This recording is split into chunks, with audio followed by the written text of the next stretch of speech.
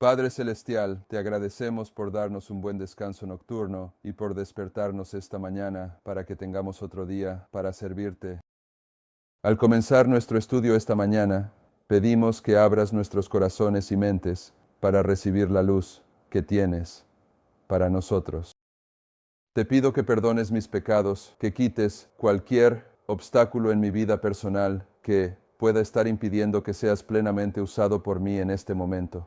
Te pido que lo cubras con tu sangre y me perdones por ello. Pido que hagas lo mismo por mis hermanos y hermanas aquí y que puedan estar escuchando en vivo y más tarde en DVD que tú. Preparen sus corazones y mentes para que puedan escuchar tu voz en este mensaje y entender las implicaciones para su vida personal. Sabemos que nos has dicho que oremos por la lluvia tardía en el tiempo de la lluvia tardía.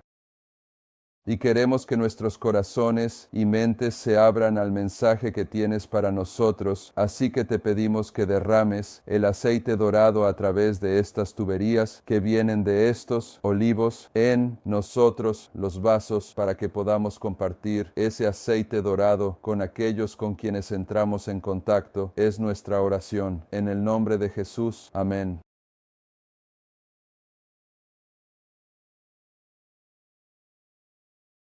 Está bien, estamos tratando con las dos tablas de Habacuc. La primera parte constaba de 5 partes y trataba sobre el respaldo de la hermana White a las verdades que no son. Bajo, ataque aquí al final del mundo y el adventismo, las verdades que están en este gráfico. Y este gráfico, y luego en las últimas 7 presentaciones hemos estado tratando con el hecho de que cada línea de reforma paralela a cada otra línea de reforma.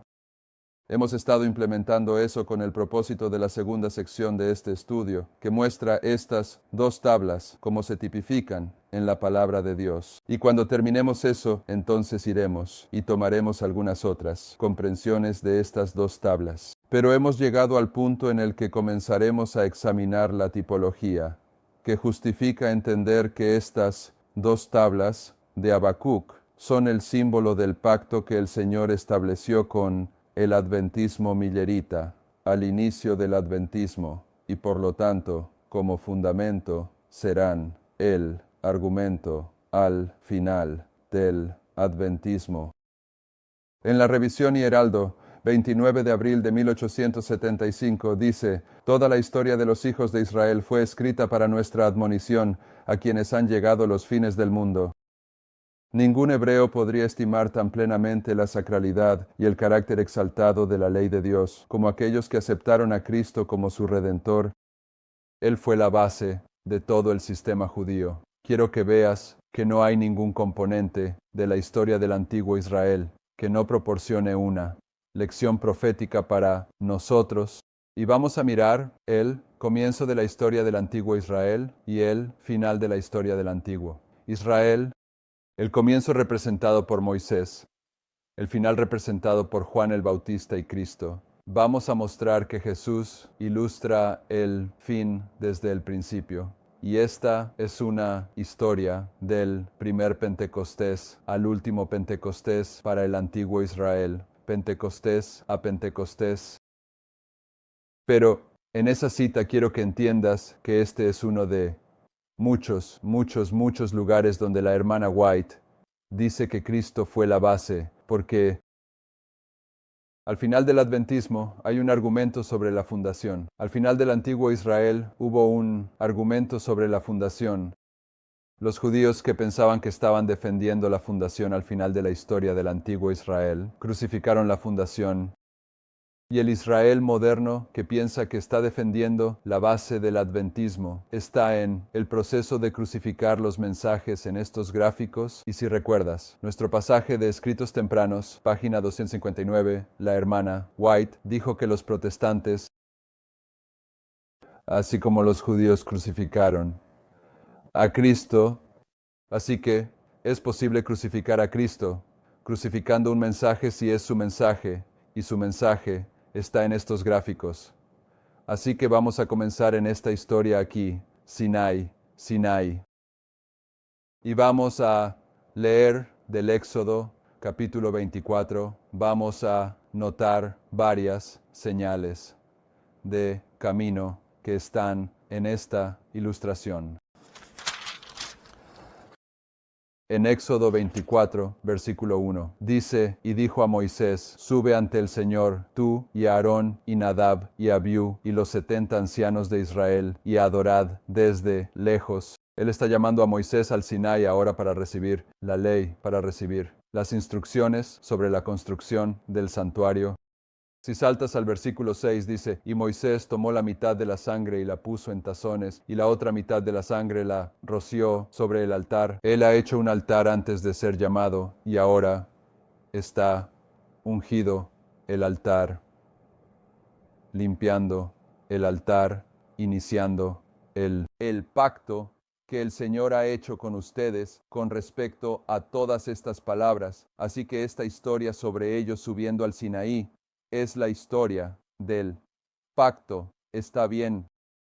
Y luego, saltando al versículo 12 del Éxodo 24, dice, y el Señor dijo a Moisés, sube a mí al monte y quédate allí, y te daré tablas de piedra. ¿Cuántas tablas? 2 tablas, y una ley y mandamientos que he escrito, para que los enseñes. Y Moisés se levantó, y su ministro Josué, y Moisés subió al monte de Dios, y dijo a los ancianos, que esperen aquí por nosotros, hasta que volvamos a ustedes. Y he aquí, Aarón y Hur están con ustedes. Si algún hombre tiene algún asunto que resolver, que venga a ellos. Y Moisés subió al monte, y una nube cubrió el monte, y la gloria del Señor permaneció sobre el monte Sinaí. Y la nube cubrió el monte durante 6 días, y el 7º día llamó a Moisés desde en medio de la nube, y la vista de la gloria del Señor era como un fuego devorador en la cima del monte, a los ojos de los hijos de Israel. Y Moisés entró en medio de la nube, y subió al monte. Y Moisés estuvo en el monte 40 días y 40 noches. Así que esta historia incluye un tiempo de espera. Se les dice a los 70 ancianos que esperen en el monte. Abarca 46 días, 6 días, y luego en el 7º día es llamado a la nube y está allí 40 días. 6 y 40 son 46. Y vemos una manifestación del poder de Dios, y Él va a recibir las 2 tablas de la ley. En esta historia del pacto, la hermana White, comentando sobre esta historia de patriarcas y profetas, dice, en el 7º día, que era el sábado, Moisés fue llamado a la nube. La densa nube se abrió a la vista de todo Israel, y la gloria del Señor resplandeció como fuego devorador. Y Moisés entró en medio de la nube y subió al monte. Y Moisés estuvo en el monte 40 días y 40 noches. Los 40 días que permaneció en el monte no incluían los 6 días de preparación. Durante los 6 días, Josué estuvo con Moisés y juntos comieron del maná y bebieron del arroyo que descendía del monte.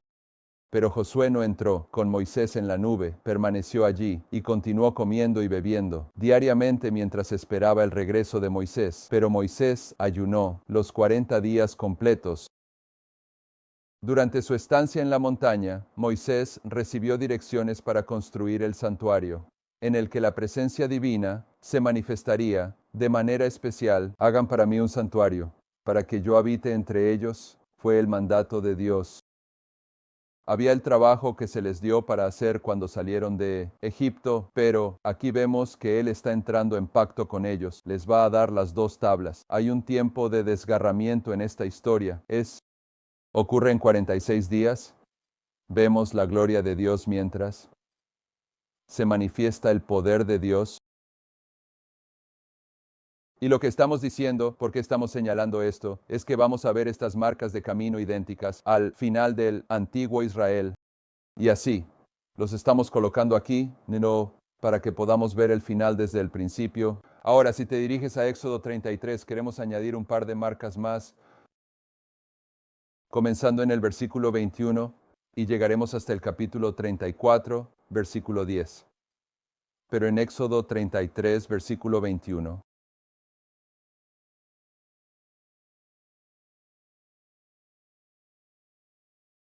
Y el Señor dijo, He aquí, hay un lugar cerca de mí, y tú estarás sobre la roca, y sucederá que, mientras mi gloria pasa, te pondré en la hendidura de la roca. ¿Por qué está haciendo esto? Moisés pidió ver la gloria del Señor.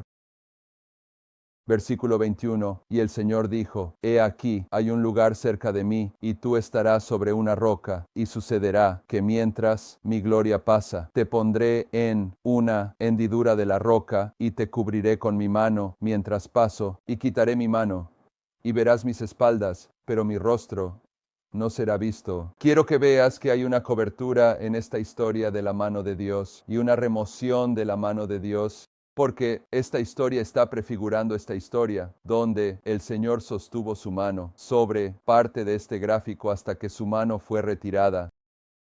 Y cuando se retire su mano, entonces verá la gloria del Señor. Continuando en el versículo 1, y el Señor dijo a Moisés, corta para ti 2 tablas de piedra, 3 tablas de piedra, 1 tabla de piedra. Y escribiré en estas tablas las palabras que estaban en las primeras tablas que tú rompiste, y prepárate, y sube al monte Sinaí, y preséntate ante mí en la cima del monte, y ningún hombre subirá contigo, ningún hombre por todo el monte, ni dejarás que los rebaños o las manadas pasten frente al monte. Y él labró 2 tablas de piedra, semejantes a las primeras, y Moisés se levantó temprano en la mañana y subió al monte Sinaí como el Señor le había mandado, y tomó en su mano las 2 tablas de piedra, y el Señor descendió en la nube, y se puso con él allí, y proclamó el nombre del Señor. Y el Señor pasó delante de él y proclamó, el Señor Dios, misericordioso y gracious, lento para la ira, y abundante en bondad y verdad, que guarda misericordia para millares, que perdona la iniquidad, la transgresión y el pecado, y que de ningún modo tendrá por inocente al culpable, visitando la iniquidad de los padres sobre los hijos, y sobre los hijos de los hijos, hasta la 3ª y 4ª generación. Y Moisés se apresuró y inclinó su cabeza hacia la tierra y adoró, y dijo, sí, ahora he hallado gracia ante tus ojos. Oh Señor, te ruego que mi Señor vaya entre nosotros, porque es un pueblo de dura cerviz, y perdona nuestra iniquidad y nuestro pecado, y tómalo por tu herencia. Y él dijo, he aquí, yo hago un pacto delante de todo tu pueblo, haré maravillas, como no se han hecho en toda la tierra ni en ninguna nación, y todo el pueblo entre el cual tú estás. El arte verá las obras del Señor, porque es una cosa terrible lo que haré contigo. Bueno, así que en esta historia, sumada a la historia anterior del capítulo 24, vemos la mano del Señor cubriendo y la mano del Señor retirada. Y cuando la mano del Señor es retirada, Moisés ve la gloria de Dios. Está bien, y se le han dado 2 tablas. Esta es la historia del Señor entrando en pacto con el antiguo Israel. Este es el comienzo del antiguo Israel, y Jesús ilustra el final desde el principio. Y esta es la primera Pentecostés. Penta significa 50, bien. Y en esta historia hubo una manifestación del poder de Dios. Y la hermana White dice en Patriarcas y Profetas, página 340, que nunca desde que el hombre fue creado había sido testigo de tal manifestación del poder divino, como cuando se proclamó la ley desde el monte Sinaí, incluso más que durante el diluvio. Bien, una vez que esta historia está en su lugar, una vez que el Señor ha establecido la historia del pacto al comienzo del antiguo Israel, les instruye a conmemorar esta historia para siempre a lo largo de sus generaciones, así como debían conmemorar la Pascua, todas estas diferentes festividades. El rito, la fiesta que iba a conmemorar esta historia. Encontramos los detalles de la ofrenda en Levítico 23, versículo 16 y 17. Y queremos detallar esta ofrenda, porque esta ofrenda que conmemora la primera Pentecostés prefigura la Pentecostés final, así que los componentes en ella son parte de los componentes de estas señales. En Levítico 23, 16 y 17, hablando de Pentecostés, dice, hasta el día siguiente del 7º sábado contaréis 50 días. Y ofreceréis una nueva ofrenda de carne al Señor. Sacaréis de vuestras moradas 2 panes de onda, de 2 décimas de efa. Serán de harina fina, serán horneados con levadura. Son las primicias ante el Señor. Y lo que vamos a intentar ayudarles a ver es que estas 2 tablas serán conmemoradas por estos 2 panes a lo largo de cada fiesta de Pentecostés. Y fue una ofrenda.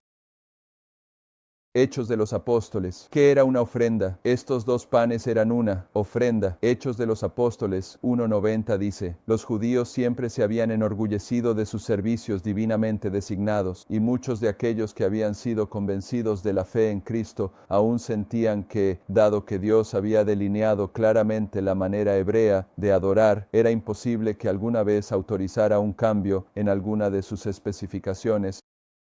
Insistieron en que las leyes y ceremonias judías deberían ser incorporadas a los ritos de la religión cristiana.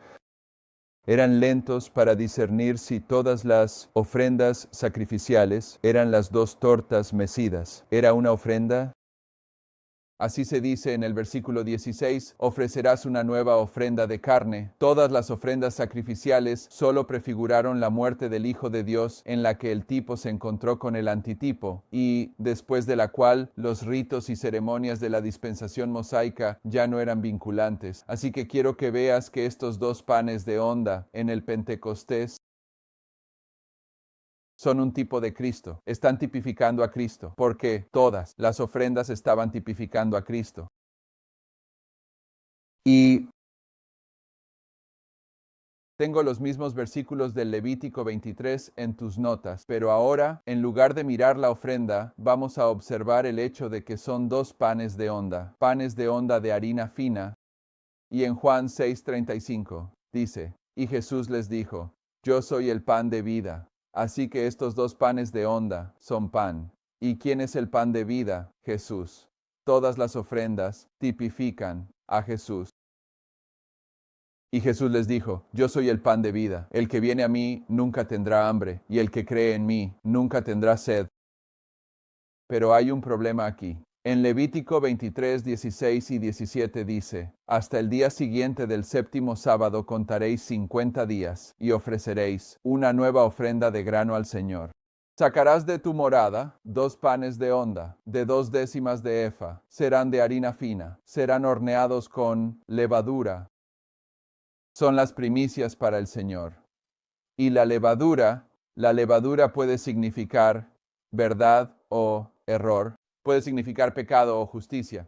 Tienes que determinarlo por el contexto. Jesús nos dice que la verdad es como la levadura, ¿de acuerdo? Pero esta levadura representa el pecado. Nos explicaremos. Ve a 1 Corintios 5, 6, 7. 1 Corintios 5, 6, 8. No es buena vuestra jactancia, como está escrito en la Biblia. ¿No sabéis que un poco de levadura leuda toda la masa? Por tanto, limpiad la vieja levadura, para que seáis una nueva masa, así como sois sin levadura, porque nuestra Pascua, Cristo, fue sacrificada por nosotros. Por lo tanto, celebremos la fiesta no con la vieja levadura, ni con la levadura de malicia y maldad, sino con el pan sin levadura, de sinceridad y verdad. Aquí Pablo nos está diciendo que Cristo debe ser pan sin levadura, pero acabamos de descubrir que las ofrendas de onda, todas las ofrendas apuntan a Cristo, pero los 2 panes de onda tenían levadura en ellos. Tenían pecado, son un símbolo de Cristo, pero tenían levadura. ¿Cómo nos relacionamos con eso? Ahora, coloquemos otras cosas en su lugar antes de responder. En Lecciones de Objetos de Cristo, página 305, dice: la ley de Dios es una transcripción de su carácter. Y si nuestras afirmaciones son correctas, estas 2 tablas, que son la ley de Dios, representan estos 2 panes. Así que estas 2 tablas, estos 2 panes, en algún aspecto, representan el carácter de Cristo. y estamos sugiriendo que todas estas profecías ilustran el fin del mundo. Cada uno de los antiguos profetas habló más para nuestro tiempo que para el día en que vivieron, de modo que su profecía está vigente para nosotros. La hermana White dice eso. Así que estamos sugiriendo que estos dos panes de onda representan, y no puedo creer que haya llegado tan lejos en la presentación sin que ninguno de ustedes se diera cuenta de esto. No son panes, son panes, ¿de acuerdo? No se puede decir que más. La manifestación también está mal, pero está bien. La manifestación está mal. Otro lado, pero está bien. Manifestación. Sí, lo es. No está bien. Manifestación.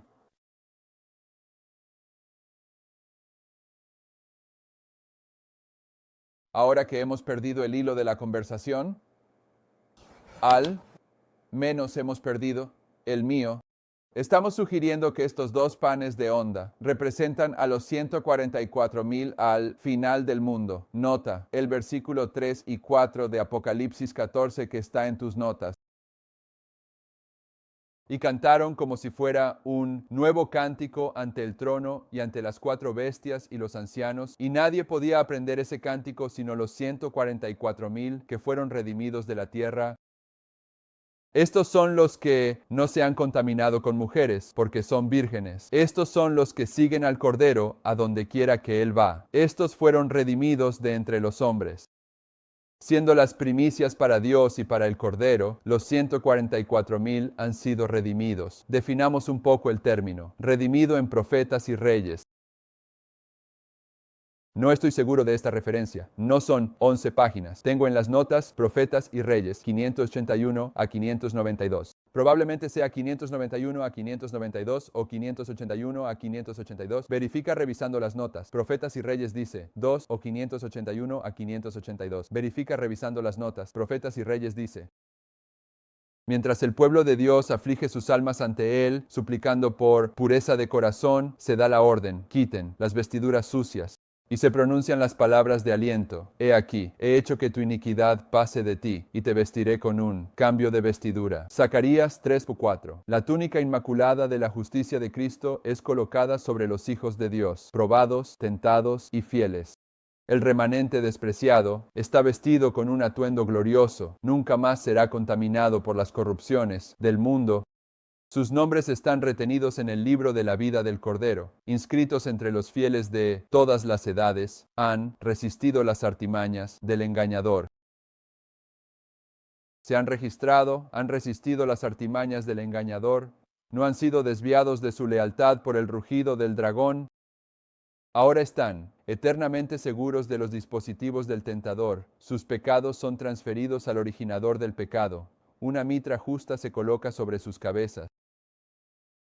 ¿Y cuándo ocurre esto? Solo como un punto de referencia. Ella se refiere a Zacarías. Así que esto está ocurriendo mientras Cristo aún está en el lugar santísimo.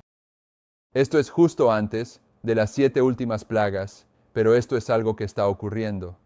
En el juicio investigativo. Continuando. Mientras Satanás ha estado presentando sus acusaciones, ángeles santos han estado pasando, colocando sobre los fieles el sello del Dios viviente. Estos son los que están sobre el monte Sión con el Cordero, teniendo el nombre del Padre escrito en sus frentes. Cantan el nuevo cántico ante el trono, ese cántico que ningún hombre puede aprender excepto los 144,000 que fueron redimidos de la tierra. Estos son los que siguen al Cordero a donde quiera que Él va. Estos fueron redimidos de entre los hombres, siendo las primicias para Dios y para el Cordero, y en su boca no se halló engaño, porque son sin falta ante el trono de Dios. Ahora se ha alcanzado el cumplimiento completo de las palabras del ángel. Escucha ahora, oh Josué, el sumo sacerdote, tú y tus compañeros que están delante de ti, porque son hombres de los que se maravillan, pues he aquí, yo traeré a mi siervo, el renuevo. Los 144,000 serán hombres de los que se maravillan. Todo el universo se maravillará de ellos. Esta es la generación que Dios ha estado esperando producir. Cristo se revela como el Redentor y el Libertador de su pueblo. Ahora, de hecho, los hombres del remanente son admirados, ya que las lágrimas y la humillación de su peregrinación dan paso a la alegría y el honor en la presencia de Dios y del Cordero. En aquel día será hermosa y gloriosa la rama del Señor, y el fruto de la tierra será excelente y atractivo para los que han escapado de Israel. Y acontecerá que el que quede en Monte Sión y el que permanezca en Jerusalén será llamado santo, incluso todo aquel que esté escrito entre los vivos en Jerusalén. Lo que estamos diciendo aquí es que estas dos tablas representan el carácter de Cristo, entre otras cosas, la ley de Dios. Estos dos panes representan a los 144,000 que van a reflejar perfectamente el carácter de Cristo, pero que fueron redimidos de la humanidad. Después de 6,000 años de pecado, tenían levadura en su experiencia, pero esta levadura en su experiencia va a ser removida en el juicio investigativo, va a ser horneada fuera de ellos. Y en Levítico 23, 16 y 17 dice: sacaréis de vuestras habitaciones 2 panes de 2 décimas de flor de harina, serán de harina fina, serán horneados con levadura. ¿Qué sucede cuando horneas tu pan? Que tiene levadura. ¿Qué le pasa a la levadura? Se destruye. La purificación, esto es, Review and Herald, 10 de abril de 1894. La purificación del pueblo de Dios no puede lograrse sin sufrimiento. Dios permite que los fuegos de la aflicción consuman la escoria, que consume la escoria. Los fuegos, el proceso de horneado, el fuego de la aflicción para consumir la escoria y separar lo mundano de lo valioso, para que el metal puro brille. Él nos pasa de un fuego a otro, probando nuestro verdadero valor. La verdadera gracia está dispuesta a ser probada. Si nos resistimos a ser examinados por el Señor, nuestra condición es de peligro. Dios es el refinador y purificador de las almas. No sé si ella lo hace en este pasaje, pero cuando miras otros pasajes donde dice algo similar, cuando dice refinador, lo dirá con una R mayúscula, porque está tomando esto. De Malaquías 3, el mensajero del pacto, que es el refinador y purificador de los hijos de Leví. Dios es el refinador y purificador de las almas. Nos coloca en el calor del horno. Él va a eliminar la levadura. Que la escoria pueda ser separada para siempre del verdadero oro del carácter cristiano. Jesús observa la prueba. Él sabe exactamente qué fuego de tentación y prueba es necesario para purificar el metal precioso a fin de que el resplandor del amor divino pueda ser reflejado. Es a través de pruebas cercanas que Dios acerca a su pueblo a sí mismo, porque en la prueba y la tentación les revela sus debilidades y les enseña a apoyarse en Él como su única ayuda y salvaguarda. Cuando se alcanza este resultado, su objetivo se cumple y sus siervos probados están preparados para ser utilizados en cada emergencia, para ocupar posiciones importantes de confianza y para cumplir los grandes propósitos para los cuales se les otorgaron sus poderes. Dios pone a los hombres a prueba y los prueba a la derecha y a la izquierda, hasta que son educados, entrenados y disciplinados para su uso. Lo que estamos diciendo es que los 2 panes representan a los 144,000 que van a reflejar perfectamente el carácter de Cristo al final del mundo, pero son un tipo de Cristo en carácter. Y son sacados de la humanidad tal como están, al final del mundo con levadura. Pero el Señor va a tomar a los 144,000 y hornearlos completamente para quitarles la levadura. Levítico 23, 16 y 17 también dice de estos 2 panes que son primicias. Regresando a Apocalipsis 14, versículos 3 y 4, que ya hemos leído, dice: y cantaron como un nuevo cántico delante del trono, y delante de las 4 bestias y los ancianos. Y nadie podía aprender ese cántico sino los 144,000 que fueron redimidos de la tierra. ¿Cómo fueron redimidos? Bueno, por la sangre de Cristo, pero su redención incluía el fuego del horno. Estos son los que no se han contaminado con mujeres, porque son vírgenes. Los 144,000 son vírgenes. La parábola de las 10 vírgenes de Mateo 25 también ilustra la experiencia del pueblo adventista. La gran controversia 393. Los adventistas son vírgenes. Son vírgenes sabias o vírgenes necias. Las vírgenes necias no terminarán siendo los 144,000. Los 144,000 son las vírgenes sabias del adventismo. Son una ofrenda de onda, dice, que debes sacar de tu habitación 2 panes de onda. Una ofrenda que se suponía debía ser movida ante el Señor es algo que se levantaba ante el Señor. Eso es lo que era una ofrenda de movimiento. Había más de una ofrenda que era una ofrenda de movimiento. Pero si iba a ser una ofrenda de onda, era una ofrenda que debía ser levantada ante el Señor. Y estos 2 panes son panes de onda. Deben ser levantados. La definición de estandarte en la palabra de Dios es una bandera. También una celda por implicación de asta de bandera, generalmente una señal. Figurativamente un símbolo, banner, poste, celda, signo, estándar. Pero estos 2 lóbulos de onda que representan a los 144,000, porque son lóbulos de onda, deben ser levantados. Y sabemos que el pueblo de Dios, al final del mundo, es levantado como una señal final. En Isaías 5:26 dice: Él levantará una señal de fin para las naciones desde lejos, y les silbará desde el extremo de la tierra, y he aquí, vendrán con rapidez. Ahora, en el versículo 26, no dice cuál es la señal, solo dice que levantará una señal de fin. Es lo que va a atraer a las naciones de la tierra hacia sí mismo. En el capítulo 18, versículo 3 de Isaías, dice: Todos vosotros, habitantes del mundo y moradores de la tierra, ved cuando Él levante una señal en los montes, y cuando toque una trompeta, oíd.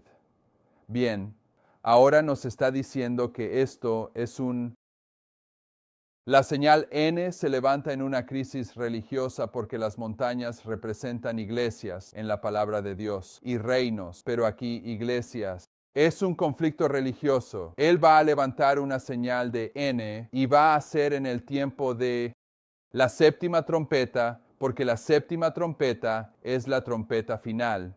Y cuando esta señal se levante en esta crisis religiosa, en el tiempo de la séptima trompeta, todo el mundo la verá. En Zacarías 9:16 dice: Y el Señor su Dios los salvará en aquel día como el rebaño de su pueblo. ¿Cuántos rebaños tiene Jesús? 2. Su pueblo es un rebaño, pero también tengo otras ovejas que no son de este redil, y cuando llame oirán mi voz. Hay 2 rebaños, pero este rebaño aquí, Zacarías se asegura de que entendamos que este rebaño es el adventismo. Dice: Y el Señor su Dios los salvará en aquel día como el rebaño de su pueblo, porque serán como las piedras de una corona. Y las piedras son una palabra clave allí, piedras de una corona, levantadas como un estandarte en la tierra. Entonces, ¿qué se levanta como un estandarte? El pueblo de Dios, los 144,000, porque son una ofrenda mecida. Los 2 panes son una ofrenda mecida. Isaías 30, versículo 16 y 17 dice: Porque así dice el Señor Dios, el Santo de Israel: En la conversión y en el descanso seréis salvos. En la quietud y en la confianza estará vuestra fortaleza. Pero no quisisteis. ¿Qué es? ¿A qué se supone que debe regresar el adventismo y encontrar descanso para que puedan ser salvos que se niegan a regresar para encontrar el descanso a los caminos antiguos? Esto es Jeremías 6, 16 y 17. Tu seguridad está en regresar a los caminos antiguos y caminar en ellos, donde encontrarás descanso y el refrigerio, la lluvia tardía. Así dice el Señor Dios, el Santo de Israel: En la vuelta y descanso seréis salvos, en la quietud, y confianza estará vuestra fuerza. Pero dijisteis: No, porque huiremos sobre caballos.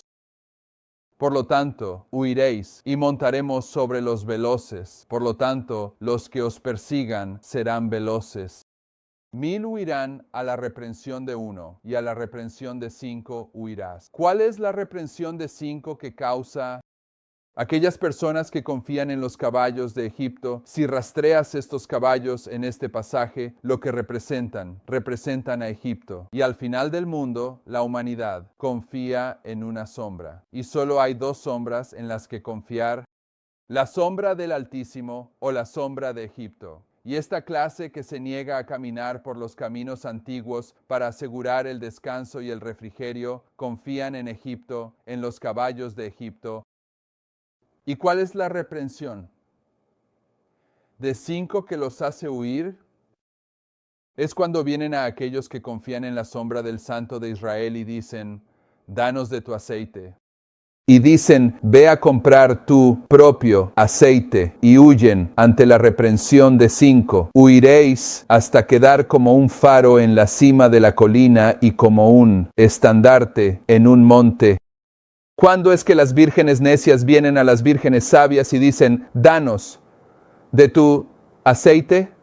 Es justo en el momento en que la puerta se está cerrando.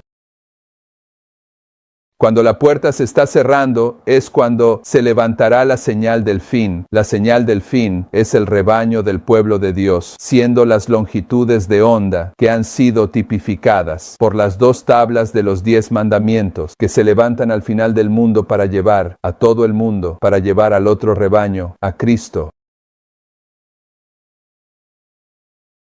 Leamos Isaías 11 del 10 al 16. No está en sus notas, se hace referencia, pero no está escrito explícitamente. Por supuesto, es un pasaje muy significativo cuando estás armando la comprensión correcta de los últimos 6 versículos de Daniel 11, pero no trataremos cómo este pasaje impacta a Daniel 11. En el versículo 10 de Isaías 11 dice: y en ese día. Ahora, cuando dice y en ese día, si comienzas en el versículo 10, ¿cómo vas a definir ese día? Tienes que retroceder y retroceder hasta que se defina el día. Adelante, retrocede a Isaías 10, versículo 1. Dice: ay de los que decretan decretos injustos y escriben agravios que han prescrito. Hay de aquellos que decretan decretos injustos. Y la hermana White nos dice que esta es la ley del domingo. Isaías 10:1 es la ley del domingo. Así que a partir de este punto estamos viendo las cosas que siguen a la ley del domingo en los Estados Unidos. Así que cuando volvemos a Isaías 11, versículo 10, dice: y en ese día, en la ley del domingo, en los Estados Unidos, habrá una raíz de Jesse que será un estandarte para el pueblo. Y en ese día, cuando las vírgenes necias vengan y digan: danos de tu aceite, y las vírgenes sabias las reprendan, ellas huirán hacia los caballos de Egipto. Y ese día, cuando se cierre la puerta para el adventismo, con la ley del domingo, ellos se erigirán como un estandarte para el pueblo. A él buscarán los gentiles y su reposo será glorioso. Está bien, el mundo vendrá. A través de este asunto del sábado que el pueblo de Dios está defendiendo, y esta será la gloriosa manifestación del poder de Dios en el derramamiento de la lluvia tardía. Su descanso será glorioso. Y acontecerá en aquel día que el Señor volverá a poner su mano por segunda vez para recuperar el remanente de su pueblo, que quedará de Asiria y de Egipto, y de Patros, y de Cus, y de Elam, y de Sinar, y de Hamad, y de las islas del mar. Esta es la cosecha de la lluvia tardía. Salid de Babilonia. Versículo 12. Y levantará un estandarte para las naciones, y reunirá a los desterrados de Israel. Sería bueno si tomáramos el tiempo. No vamos a tomar el tiempo. El estandarte, los 144,000, son los marginados de Israel. Puedes rastrear este tema a través de: antes de ser levantados como un estandarte, se convierten en los marginados de Israel. Y levantará un estandarte para las naciones, y reunirá a los desterrados de Israel, y juntará a los dispersos de Judá desde los 4 rincones de la tierra.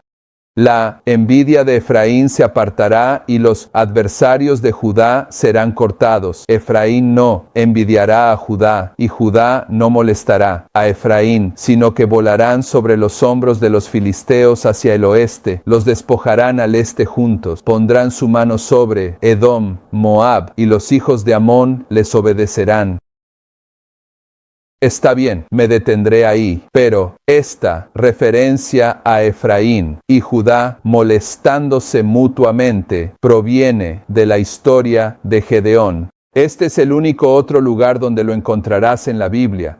Y cuando Gedeón fue a la guerra con los poderes del norte en la historia de Gedeón, surgió una controversia entre las tribus que no llamó. Aunque creo que él pudo haberlos llamado, simplemente no quisieron responder. Pero en cualquier caso, había celos que están marcados por este símbolo. Y la hermana White comenta sobre esto en La Revisión y Heraldo, 19 de marzo de 1895. Ella dice, las pruebas han de venir sobre el pueblo de Dios, y la cizaña ha de ser separada del trigo, pero que Efraín no envidie más a Judá. Y Judá no molestará más a Efraín. Palabras amables, tiernas y compasivas fluirán de corazones y labios santificados. Es esencial que estemos unidos, y si todos buscamos la mansedumbre y humildad de Cristo, tendremos la mente de Cristo, y habrá una unidad de espíritu. Esta referencia a Efraín y Judá, molestándose mutuamente aquí, está identificando la unidad que se manifiesta en el estandarte, en el pueblo de Dios, el rebaño de su pueblo, durante el periodo de tiempo posterior a la ley del domingo. Entonces, ¿qué estamos diciendo?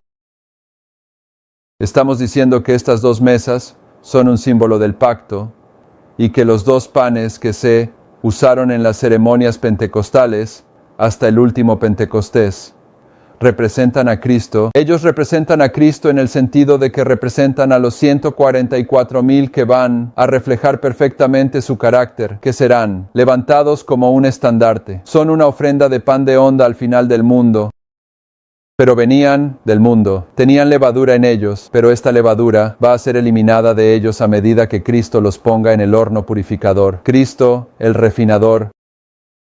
Así que vemos que los dos panes que conmemoran esta historia, que debían ser conmemorados hasta el final del antiguo Israel, son un tipo de Cristo. Son un tipo de las dos tablas. Así que, en tus notas, ahora vamos a mirar el final del antiguo Israel, la historia del comienzo de la iglesia cristiana. Aquí, el Señor está entrando en pacto con el antiguo Israel. Él los está casando.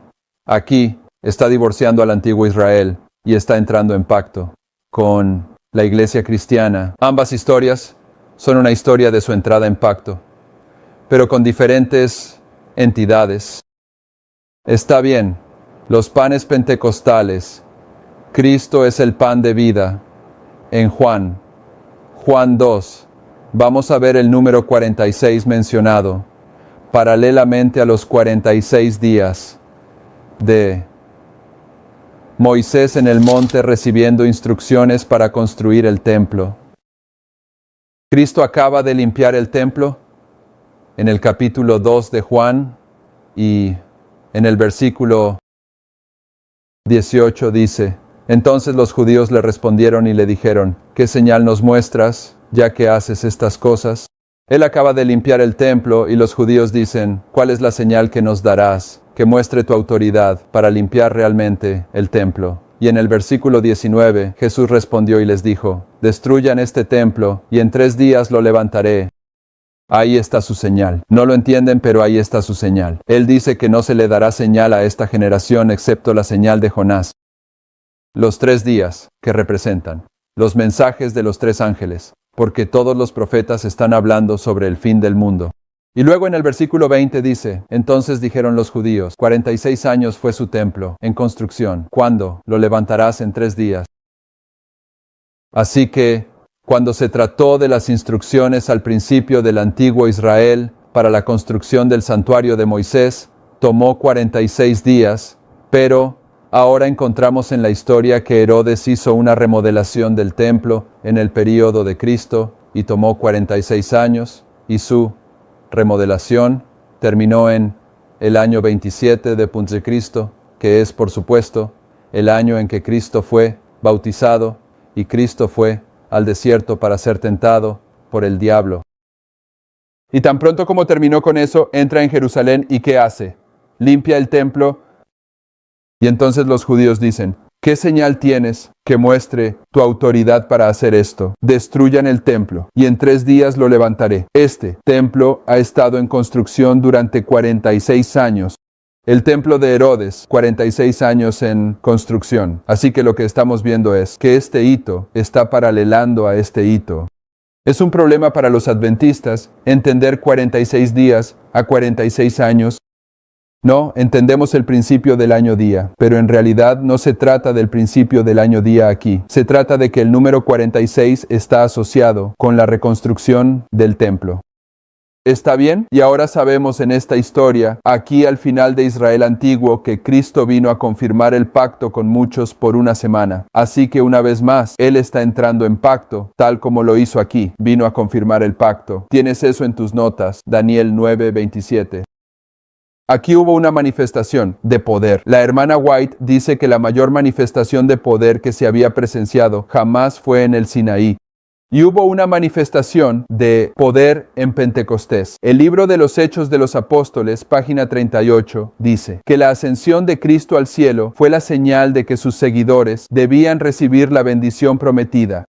Para esto debían esperar antes de comenzar su trabajo. Cuando Cristo pasó por las puertas celestiales, fue entronizado en medio de la adoración de los ángeles. Tan pronto como se completó esta ceremonia, el Espíritu Santo descendió sobre los discípulos en ricas corrientes, y Cristo fue verdaderamente glorificado. Incluso con la gloria que tenía con el Padre desde toda la eternidad, el derramamiento pentecostal fue la comunicación del cielo, de que la inauguración del Redentor se había cumplido de acuerdo con su promesa. Había enviado el Espíritu Santo desde el cielo a sus seguidores como un signo de que Él, como sacerdote y rey, había recibido toda autoridad en el cielo y en la tierra y había sido ungido sobre su pueblo. Así que hubo una manifestación de poder con la efusión del Espíritu Santo. En el Pentecostés, en el tiempo de los discípulos. Y luego si te diriges a Lucas 24, versículo 44, y ya hemos tratado esto en esta serie en particular, pero vamos a tratarlo un poco más. El versículo 44 dice, y Jesús aquí, déjame recordarte lo que ya hemos establecido anteriormente en esta serie, es que le dice a María que no lo toque porque no ha ascendido. Y luego en ese mismo periodo de tiempo se aparece a los discípulos, demostrando que acaba de descender del cielo. Y les sopla el Espíritu Santo. Y en el versículo 44 este pasaje aquí está añadiendo algo de luz a ese pensamiento que proviene de Juan. En el versículo 44 dice, y les dijo, estas son las palabras que os hablé estando aún con vosotros, que era necesario que se cumpliesen todas las cosas, que de mí estaban escritas en la ley de Moisés, en los profetas y en los salmos. Entonces les abrió el entendimiento para que pudieran entender las escrituras. Y les dijo, así está escrito, y así era necesario que Cristo padeciera y resucitara de los muertos al tercer día, y que se predicara en su nombre el arrepentimiento y la remisión de pecados en todas las naciones, comenzando desde Jerusalén. Y vosotros sois testigos de estas cosas. Y he aquí, yo envío la promesa de mi Padre sobre vosotros. Pero ¿qué? Esperad en la ciudad de Jerusalén hasta que seáis investidos de poder, desde lo alto. Y los llevó hasta Betania, y alzó sus manos y los bendijo. Y aconteció que al bendecirlos, se separó de ellos, y fue llevado al cielo. Y lo adoraron y regresaron a Jerusalén con gran alegría, y estaban continuamente en el templo, alabando y bendiciendo a Dios. En esta historia vemos un tiempo de espera. Deben esperar en Jerusalén hasta que reciban la efusión del Espíritu Santo. Pero Él retira su mano de su entendimiento para que puedan comprender las profecías. Hay manifestación de poder. Se están estableciendo los pactos. Y la ofrenda para este periodo de Pentecostés son los 2 panes. Y tan pronto como terminó con eso, entra en Jerusalén y ¿qué hace? Limpia el templo. Y entonces los judíos dicen, ¿Qué señal tienes que muestre tu autoridad para hacer esto? Destruyan el templo, y en 3 días lo levantaré. Este templo ha estado en construcción durante 46 años. El templo de Herodes, 46 años en construcción. Así que lo que estamos viendo es que este hito está paralelando a este hito. Es un problema para los adventistas entender 46 días a 46 años. No, entendemos el principio del año día, pero en realidad no se trata del principio del año día aquí. Se trata de que el número 46 está asociado con la reconstrucción del templo. ¿Está bien? Y ahora sabemos en esta historia, aquí al final de Israel antiguo, que Cristo vino a confirmar el pacto con muchos por una semana. Así que una vez más, Él está entrando en pacto, tal como lo hizo aquí. Vino a confirmar el pacto. Tienes eso en tus notas, Daniel 9:27.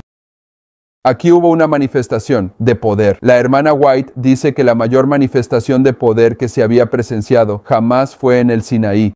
Y hubo una manifestación de poder en Pentecostés. El libro de los Hechos de los Apóstoles, página 38, dice que la ascensión de Cristo al cielo fue la señal de que sus seguidores debían recibir la bendición prometida. Para esto debían esperar antes de comenzar su trabajo. Cuando Cristo pasó por las puertas celestiales, fue entronizado en medio de la adoración de los ángeles. Tan pronto como se completó esta ceremonia, el Espíritu Santo descendió sobre los discípulos en ricas corrientes, y Cristo fue verdaderamente glorificado. Incluso con la gloria que tenía con el Padre desde toda la eternidad, el derramamiento pentecostal fue la comunicación del cielo, de que la inauguración del Redentor se había cumplido de acuerdo con su promesa. Había enviado el Espíritu Santo desde el cielo a sus seguidores como un signo de que Él, como sacerdote y rey, había recibido toda autoridad en el cielo y en la tierra y había sido ungido sobre su pueblo. Así que hubo una manifestación de poder con la efusión del Espíritu Santo en el Pentecostés, en el tiempo de los discípulos. Y luego si te diriges a Lucas 24, versículo 44, y ya hemos tratado esto en esta serie en particular, pero vamos a tratarlo un poco más. El versículo 44 dice, y Jesús aquí, déjame recordarte lo que ya hemos establecido anteriormente en esta serie, es que le dice a María que no lo toque porque no ha ascendido. Y luego en ese mismo periodo de tiempo se aparece a los discípulos, demostrando que acaba de descender del cielo.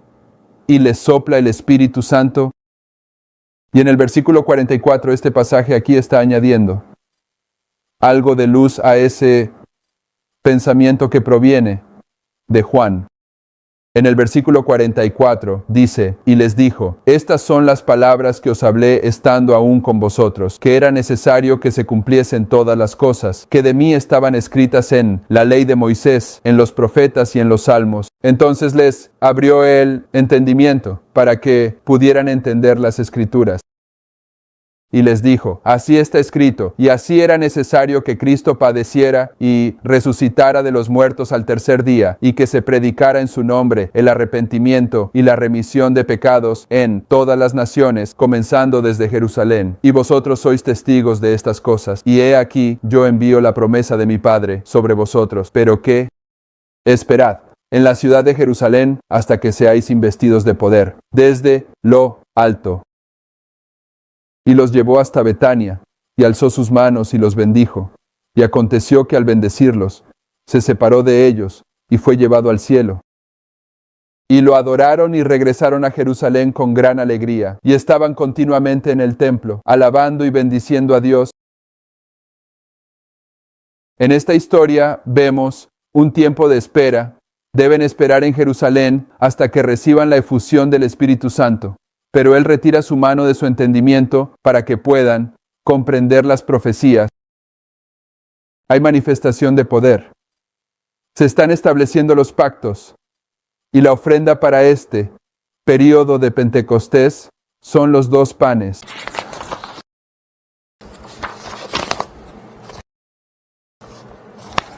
Signs of the Times, 6 de abril de 1891. Después de su resurrección, Él abrió sus mentes para que pudieran entender las Escrituras y les dijo las mismas cosas que antes no podían comprender, diciendo, estas son las cosas que les hablé mientras aún estaba con ustedes. Debemos orar para que nuestra comprensión se abra, para que podamos comprender lo que Cristo nos ha dicho, porque debemos ser santificados a través de su palabra. Cuando Dios apartó su mano de Moisés, vio la revelación de la gloria de Dios. Cuando Dios quita su mano, es un símbolo de abrir la comprensión del adorador a las verdades proféticas de la palabra de Dios. Él abre su comprensión de la profecía aquí cuando quita sus manos.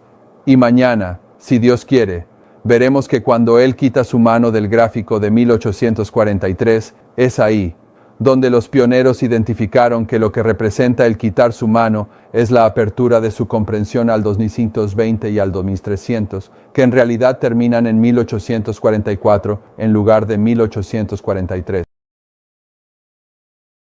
Así que, el mismo punto de referencia en esa historia como en la historia del principio. Ahora nota, lo que estamos diciendo aquí. Ahora queremos preparar algunos pensamientos para la conclusión de este pequeño argumento que tendrá lugar mañana. Estamos diciendo que al principio del antiguo Israel tenemos las mismas señales que al final del antiguo Israel, y el símbolo del pacto para el antiguo Israel eran 2 tablas. La conmemoración de esas 2 tablas a lo largo de su historia fueron 2 panes. Hemos unido la relación de esas cosas. Estamos haciendo esto porque mañana vamos a mostrar que el símbolo del pacto para el adventismo eran 2 tablas. Pero la ley de Dios, la base de la historia del antiguo Israel, lo que queremos enfatizar ahora es que cuando llegas al final de la historia del antiguo Israel, los fariseos, los saduceos, están luchando contra la base y piensan que están haciendo la obra de Dios. Y por lo tanto, el antiguo Israel está prefigurando al moderno, Israel espiritual. Así que, al principio de la historia del Israel moderno, se va a establecer una comprensión fundamental. Una vez más, 2 tablas. Y cuando lleguemos al final del Israel espiritual moderno en nuestra época, los fariseos y saduceos del adventismo estarán luchando contra las verdades fundamentales de la misma manera que los fariseos y saduceos de esa historia luchaban contra la verdad fundamental. Revisión y Heraldo, 12 de junio de 1900. Cristo, la base de toda la economía judía, se presentó ante los gobernantes judíos para ser condenado por su propia nación. Él era la base. ¿Cuál era la base? Las 2 tablas. ¿Era Cristo la ley? Es una transcripción perfecta de esta ley, las verdades fundamentales. Y cuando Él viene a ellos aquí abajo, lo condenan. Están condenando la base. Moisés tomó las 2 tablas del pacto, los 10 mandamientos y descendió del monte. La confusión y la vergüenza se apoderaron de él, y arrojó las tablas y las rompió. Como habían roto su pacto con Dios, Moisés, al romper las tablas, también les significó esto. Así, también Dios había roto su pacto con ellos. Las tablas, sobre las cuales estaba escrita la ley de Dios, fueron rotas. Bien, esas 2 tablas, la ley de Dios, son el símbolo del pacto. Publicaciones de manuscritos, volumen 18, 174. Su ley, escrita con su propio dedo sobre las tablas de piedra. ¿Qué dijo la hermana White sobre este gráfico? Este gráfico fue dirigido por la mano del Señor y no debe ser alterado. Las 2 tablas escritas por el mismo Dios, su ley, escrita con su propio dedo sobre tablas de piedra, es la base de toda verdad. La ley de Dios es una transcripción de su carácter. Cristo mismo, la base y la gloria suprema del templo de Dios, se convirtió en una roca de ofensa para aquellos que tropiezan con la palabra. Sin embargo, esa piedra angular, desechada en verdad por los hombres, fue elegida por Dios y preciosa. Aunque rechazada por los constructores judíos, se convirtió en la cabeza del ángulo. Esta es la obra del Señor y es maravillosa a nuestros ojos. Por tanto, os digo, el reino de Dios será quitado de vosotros y será dado a una nación que produzca los frutos de él. Y cualquiera que caiga sobre esta piedra será quebrantado, pero sobre quien ella caiga, lo desmenuzará. Aquí Cristo está diciendo que dependiendo de cómo te relaciones con la prueba de la piedra fundamental, la piedra angular, determina si estás salvado o perdido.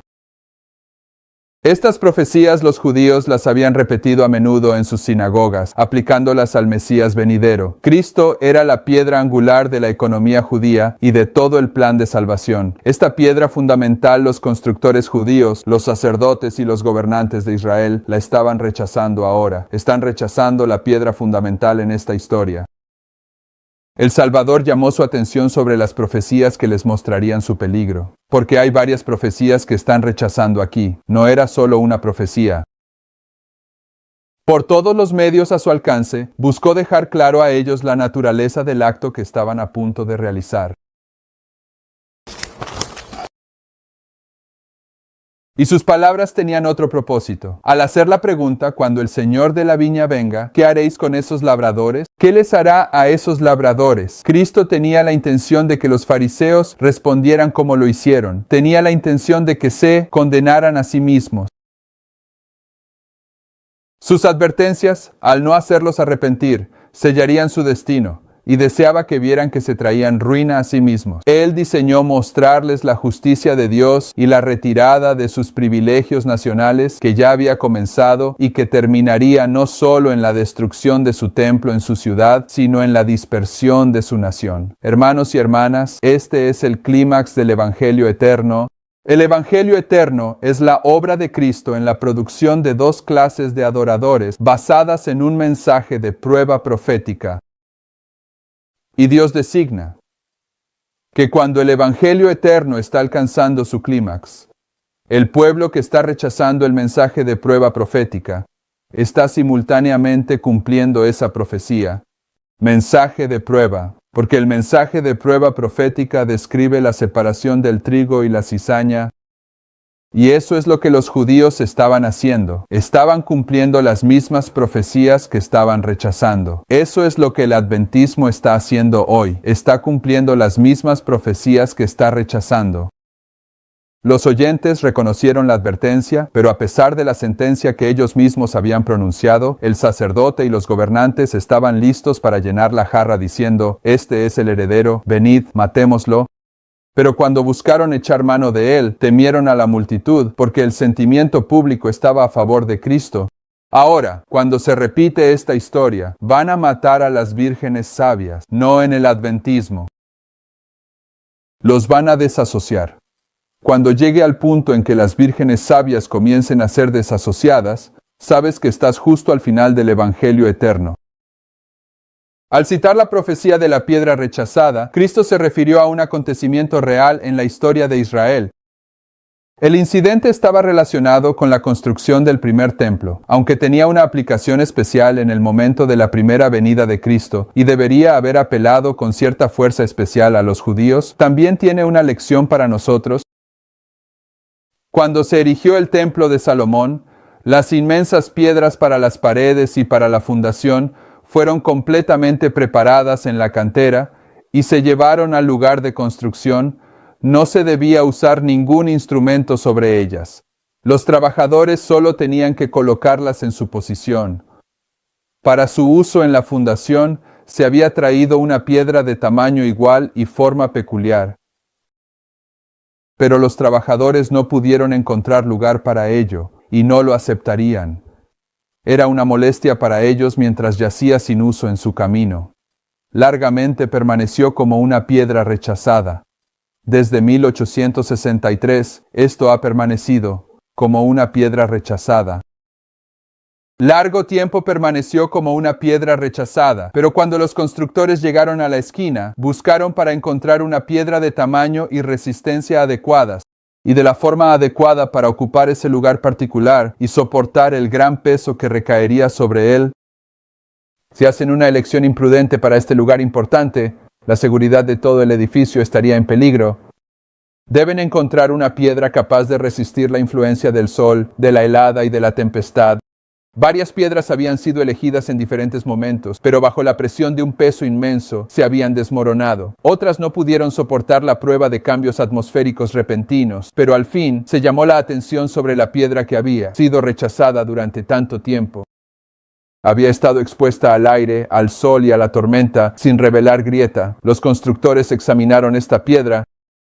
Había soportado todas las pruebas, menos una. Si podía soportar la prueba de una presión severa, decidieron aceptarla como la piedra angular. Se realizó la prueba. La piedra fue aceptada, llevada a su posición asignada, y se encontró que encajaba perfectamente. En visión profética, Isaías fue mostrado que esta piedra era un símbolo de Cristo. Él dice, santificad al Señor de los ejércitos. ¿Y dónde dice esto? Lo dice en Isaías 8. Esta es parte de la historia de Isaías 7. El mensaje de Isaías 7 y 8. El mensaje de Isaías 7 en adelante. Es el mensaje que se le da a Isaías para llevar al pueblo de Dios una vez que sus labios han sido purificados con el carbón del altar en Isaías 6. El mensaje que lleva al pueblo de Dios en el capítulo 7 es el 2120, pero aquí en el capítulo 8 es el mensaje de la piedra angular, la piedra de fundamento, santificad al Señor de los ejércitos, y que Él sea vuestro temor, y que Él sea vuestro miedo, y Él será un santuario, y una piedra de tropiezo, y una roca de ofensa para ambas casas de Israel, para un lazo, y para una trampa para los habitantes de Jerusalén. Y muchos de ellos tropezarán, y 2 caerán, y 3 serán quebrantados, y 4 serán atrapados, y 5 serán llevados, a menos que sean 5 vírgenes necias, llevadas en visión profética al primer advenimiento. El profeta ha mostrado que Cristo ha de soportar las pruebas y los exámenes de los cuales el tratamiento de la piedra angular en el templo de Salomón era simbólico. Por lo tanto, así dice el Señor Dios, he aquí, yo pongo en Sión por fundamento una piedra probada, una piedra preciosa, una base segura, y el que cree no se apresurará. Lo que estamos diciendo es que estas 2 piedras prefiguran a Cristo, porque aquí al final de Israel antiguo, Cristo va a ser esta piedra rechazada. Ellos van a rechazar el fundamento. Pero esta historia está en la historia de Salomón, está en la historia de Ciro construyendo el templo cuando salieron de Babilonia. Y estas historias están todas apuntando hacia nuestro día y edad. Siguiente párrafo. En infinita sabiduría, Dios eligió la piedra fundamental y la colocó Él mismo. La llamó un fundamento seguro. Todo el mundo puede depositar sobre ella sus cargas y penas. Puede soportarlas todas. Con perfecta seguridad pueden edificar sobre Él. Cristo es una piedra probada. Aquellos que confían en Él nunca los decepciona. Ha soportado cada prueba. Ha soportado la presión de la culpa de Adán y la culpa de su posteridad. Y ha salido más que vencedor de los poderes del mal. Ha llevado las cargas impuestas sobre Él por cada pecador que se arrepiente. En Cristo, el corazón culpable ha encontrado alivio. Él es el fundamento seguro. Todos los que lo hacen su dependencia descansan en perfecta seguridad. En la profecía de Isaías se declara que Cristo es tanto un fundamento seguro como una piedra de tropiezo. El apóstol Pedro, escribiendo por inspiración del Espíritu Santo, muestra claramente a quién es Cristo una piedra angular y a quién es una roca de ofensa. Ella acaba de definir a todos los profetas que están hablando sobre el fin del mundo. Ahora ha definido a los 2. Ella dice, aquí están las 2 clases y Pedro va a definir quiénes son para nosotros. Así que ahora va a citar a Pedro. Hay mucha información aquí en este pasaje de Pedro. Si es así que has probado que el Señor es gracioso cuando el poderoso ángel desciende del cielo y tiene el pequeño libro abierto en su mano, adelante, prueba ese pequeño libro. Te mostrará que el Señor es gracioso. Si en verdad habéis probado que el Señor es gracioso, a quien viniendo como a una piedra viva, desechada ciertamente por los hombres, pero elegida por Dios y preciosa, vosotros también, como piedras vivas, sois edificados como una casa espiritual, edificados como una casa espiritual. Esto trata sobre entrar en un pacto. Y para que el Señor entre en un pacto con el pueblo, tiene que construir un templo. Aquí están las instrucciones del templo. Tomó 46 días. Aquí el templo de Herodes fue de 46 años. Y cuando el Señor estaba entrando en pacto con los milleritas, lo hizo desde 1798 hasta 1844. Durante 46 años construyó una casa espiritual, un sacerdocio santo para ofrecer sacrificios espirituales aceptables a Dios por medio de Jesucristo, por lo cual también está contenido en las Escrituras. He aquí, pongo en Sión una piedra angular, escogida, preciosa, y el que en él creyere no será confundido. Por tanto, para vosotros que creéis, él es precioso, pero para aquellos que son desobedientes, las piedras que los edificadores desecharon, éstas han venido a ser la cabeza del ángulo, y una piedra de tropiezo, y una roca de ofensa, incluso para aquellos que tropiezan en la palabra siendo desobedientes. Es el mensaje sobre el que tropiezan. Es una palabra. Es la palabra profética. Para aquellos que creen, Cristo es el fundamento seguro. Estos son los que caen sobre la roca y son quebrantados. La sumisión a Cristo y la fe en Él están aquí representadas. Caer sobre la roca y ser quebrantado es renunciar a nuestra propia justicia y acudir a Cristo con la humildad de un niño, arrepintiéndonos de nuestras transgresiones y creyendo en su amor perdonador. Así también es por fe y obediencia que edificamos sobre Cristo como nuestra base. Sobre esta piedra viva, tanto judíos como gentiles pueden edificar. Esta es la única base sobre la cual podemos construir de manera segura. Es lo suficientemente amplio para todos, lo suficientemente fuerte para sostener el peso y la carga de todo el mundo. Mediante la conexión con Cristo, la piedra viva, todos los que construyen sobre esta base se convierten en piedras vivas. Muchas personas son labradas, pulidas y embellecidas por sus propios esfuerzos, pero no pueden convertirse en piedras vivas porque no están conectadas con Cristo. Sin esta conexión, ningún hombre puede ser salvo. Sin la vida de Cristo en nosotros, no podemos resistir las tormentas de la tentación. Nuestra seguridad eterna depende de construir sobre la base segura. Multitudes hoy en día están construyendo sobre fundamentos que no han sido probados. Cuando cae la lluvia, ¿qué es la lluvia? La lluvia tardía y la tempestad arde. ¿Qué es la tempestad? Islam, la ira de las naciones. Y la inundación viene. ¿Qué es la inundación? Esa es la ley del domingo. Su casa caerá, porque no fue fundada sobre la roca eterna, la piedra angular, Jesucristo. Cuando la lluvia tardía comienza a rociar, cuando las naciones se enojan en el 11 de septiembre, en el período de tiempo que comienza allí, hasta la ley del domingo, el pueblo de Dios tiene la opción de venir a la roca y ser transformado a su imagen, o descansar con seguridad en que el Señor va a caer sobre ellos y los reducirá a polvo.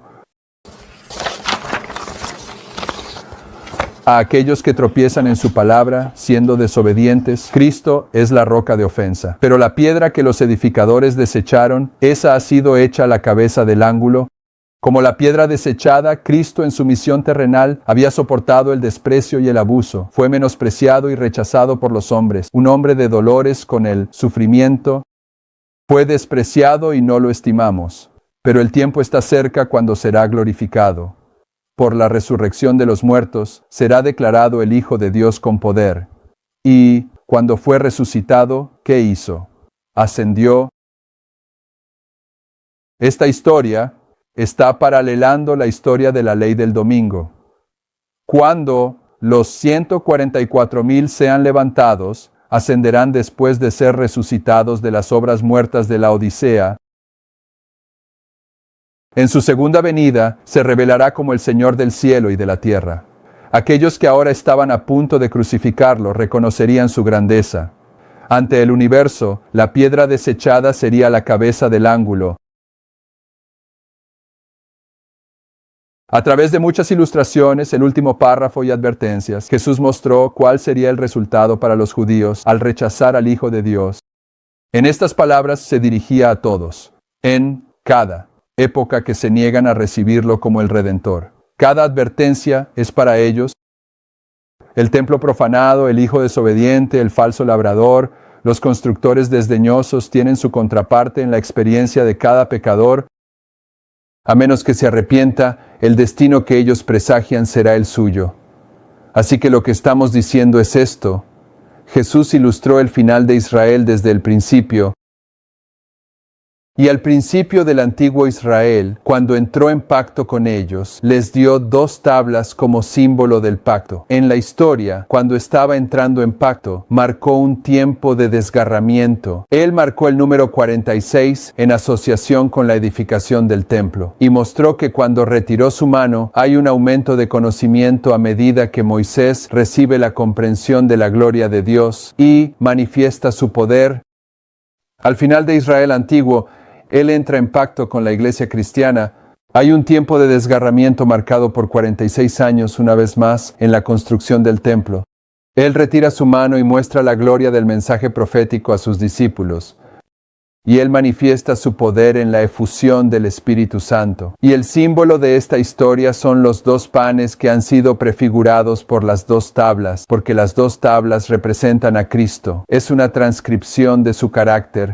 Y estos 2 panes, los 144,000, representan a Cristo, aquellos que han alcanzado su carácter y han vencido completamente el pecado. Y mañana tomaremos estas señales de camino desde el principio y el fin del Israel antiguo y colocarlos en el contexto del Israel espiritual moderno. Oramos.